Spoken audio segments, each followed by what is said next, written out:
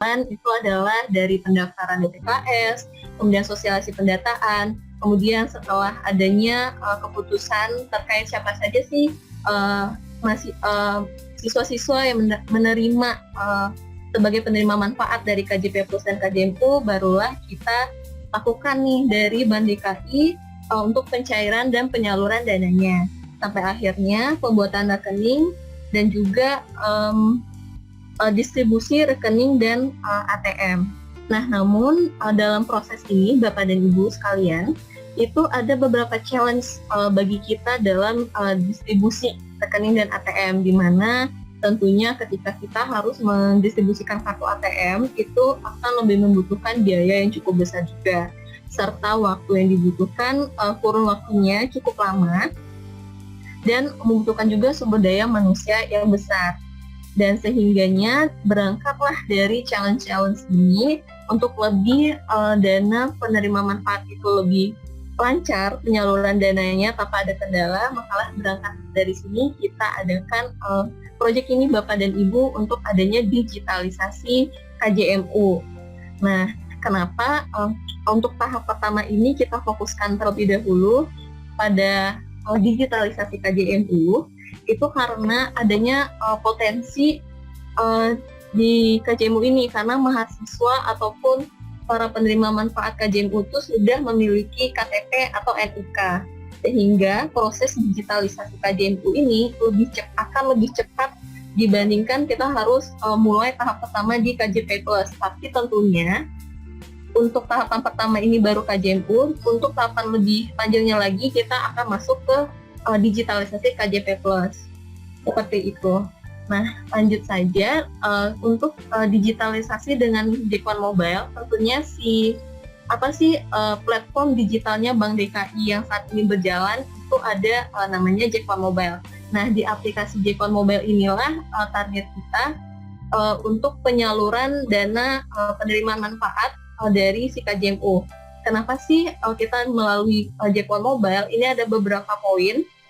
Yang pertama itu tentunya akses layanan perbankan akan lebih mudah melalui dengan smartphone ya Ibu. Karena kita tahu untuk zaman sekarang itu semua orang itu pasti memiliki smartphone. Dan dengan adanya potensi ini juga akses layanan perbankan kita itu akan lebih cepat. Kemudian sehingga dengan adanya digitalisasi melalui Jekwan Mobile akan ada percepatan di penyaluran dana ke penerima manfaat. Kemudian juga ada benefit lainnya itu dari digitalisasi ini, tentunya akan ada transaksi dan tarik tunai tanpa menggunakan kartu. Karena jadi konsepnya digitalisasi ini yang sebelumnya si penerima manfaat ini harus menerima dulu nih kartu ATM dan buku rekening. Dengan adanya digitalisasi, penerima manfaat hanya tahu nomor rekeningnya itu apa. Setelah tahu, dia dapat menerima penyaluran dana atau pencairan dana dengan mengakses Jekwan Mobile, karena dengan Jekwan Mobile itu cukup dengan NIK itu dapat membuka akun di aplikasi kita, Bapak dan Ibu sekalian. Kemudian dengan digitalisasi di Jekwan Mobile juga itu proses verifikasi dan validasinya akan lebih cepat dan mudah karena kita sudah dapat verifikasi langsung ke Dukcapil. Terus ada keuntungan lainnya dengan digitalisasi menggunakan Jekwan Mobile, di mana transaksi akan lebih mudah karena di Jekwan Mobile kita ada kris.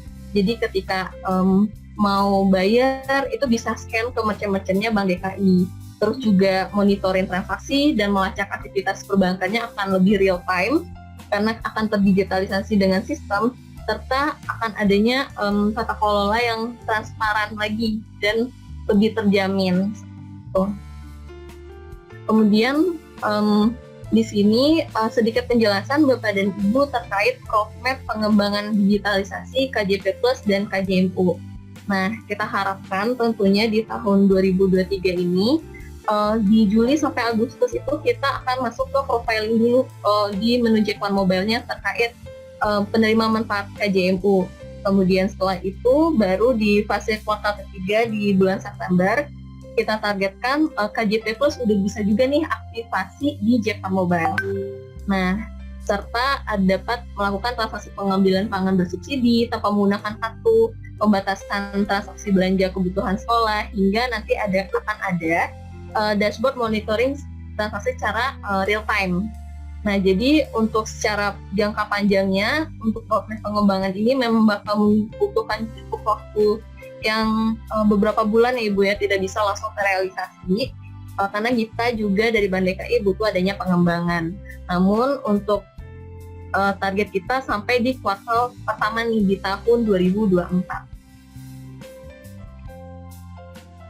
Nah, kemudian lanjut lagi di sini ada merchant-merchant. Jadi yang berjalan sendiri pun ketika ada penerima KJP Plus atau KJMU, tentunya untuk belanja peralatan buku, ATK, bahan pangan itu di merchantnya khususnya Bank DKI. Nah, di sini kita juga sudah ada nih Bu, Bapak dan Ibu, untuk di DKI Jakarta sendiri kita kurang lebih memiliki merchant sebanyak 2.369 yang tersebar di 7 wilayah termasuk Kepulauan Seribu. Di sini ada beberapa kategori merchant Bank DKI dari Jakmart, Koperasi, merchant khusus KJP, Pasar Jaya juga, subsidi pangan, semuanya kita udah akomodir dengan adanya J-One Merchant. Nah, jadi untuk merchant-merchant ini dari si penerima manfaat dengan J-One Mobile, dia bisa melakukan pembayaran dengan kris untuk di merchant-merchant untuk membeli buku, ATK, bahan pangan, dan minimarket. Seperti itu. Nah, di sini untuk fitur untuk KJMU di J-One Mobile sendiri, kita ada 4 fitur utama. Yang pertama, penerima manfaat akan dapat melihat informasi saldo rekening. Jadi, informasi dana bantuan KJMU dapat langsung dilihat melalui aplikasi J-One Mobile kita. Nah, yang kedua itu tarik tunai tanpa kartu. Jadi kita ada fitur untuk nasabah-nasabah sendiri dapat menarik uangnya tanpa menggunakan kartu, cukup melakukan permintaan di J-One Mobile, nanti akan ada kodenya, lalu bisa ditarik melalui Bank DKI, Bank BNI, BCA, serta di Indomaret itu juga bisa. Nah, yang keempat juga PR-nya merchant Bank DKI. Jadi para nasabah nantinya penerima manfaat KJP dan KJMU dapat melakukan transaksi di merchant-merchant terdaftar di Bank DKI. Kemudian yang keempat, fitur berikutnya yang akan diterima oleh penerima manfaat KJP Plus dan KJMU yaitu fitur untuk pembayaran pendidikan yang sudah bekerja sama dengan Bank DKI. Nah, lalu nanti setelah adanya digitalisasi ini, gimana sih alur KJMU di J-One Mobile ya Bapak dan Ibu?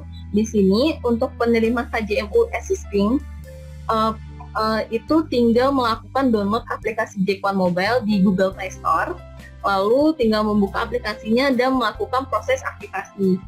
Setelah itu baru dapat mengakses J-One Mobile-nya, semua fasilitas dapat dinikmati. Nah, untuk penerima KJMU baru, itu harus menerima dulu distribusi dari buku, tabungan dan kartu ATM, lalu dapat mendownload aplikasi J-One Mobile. Setelah itu baru dapat melakukan aktivasi melalui aplikasi J-One Mobile dan dapat langsung merasakan gitu ya fasilitas yang ada di J-One Mobile. Nah, di sini ada sedikit penjelasan juga terkait proses aktivasi J-One Mobile yang sangat mudah Bapak dan Ibu. Itu hanya cukup dengan nomor handphone, KTP, terus rekeningnya tentunya yang nanti akan diberikan. Proses aktivasi itu dapat dilakukan. Jadi di sini di sebelah kiri prosesnya ketika mendownload aplikasi J-One Mobile di Play Store di handphone masing-masing, kemudian menyetujui syarat dan ketentuan, lalu ketika di halaman ini konfirmasi apakah penerima KJP Plus dan KJMU itu udah memiliki rekening atau belum. Tentunya udah kita bikinkan rekening, tinggal dipilihkan ya, terus masuk ke nomor handphone, menginputkan nomor handphone, dan memasukkan kode FII. Terus para penerima KJP itu akan verifikasi data. Ya, nanti verifikasi data ini akan dilakukan pengecekan ke Dukcapil apakah ini benar-benar yang menerima KJP dan KJMU. Terus lanjut verifikasi wajah juga. Setelah itu baru pembuatan PIN dan dapat login ke aplikasi Jack One Mobile kita, seperti itu.